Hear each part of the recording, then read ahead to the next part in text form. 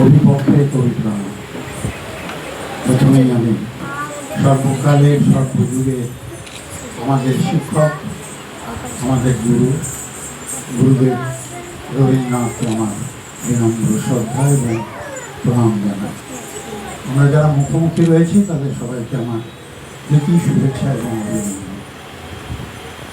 রবীন্দ্রনাথ তো মহাসমুদ্র, তো তার সম্পর্কে কথা বলতে গেলে অনেক কথা বলতে হয়।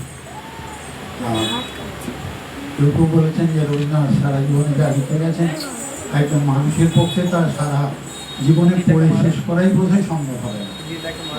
তো স্বাভাবিকভাবে আমরা রবীন্দ্রনাথের একটা দিক একটুখানি আলোচনা করব।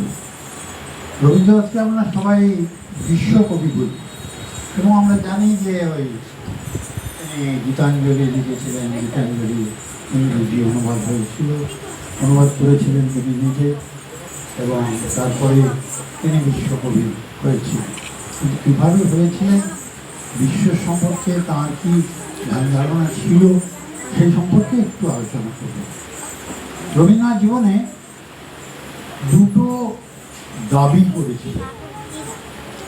একটা দাবি হচ্ছে যে জীবনের শেষের দিকে প্রায় দিয়ে, একটা দাবি হচ্ছে 1936 ফেব্রুয়ারি তিনি সেজুতি কাব্যগ্রন্থ শেষ করলেন। সেজুতি কাব্যগ্রন্থের শেষ কবিতাটা ছিল পরিচয়, আর পরিচয় কবিতার একেবারে শেষ লাইনটা ছিল আমি তোমাদের লোক আর কিছু নয়,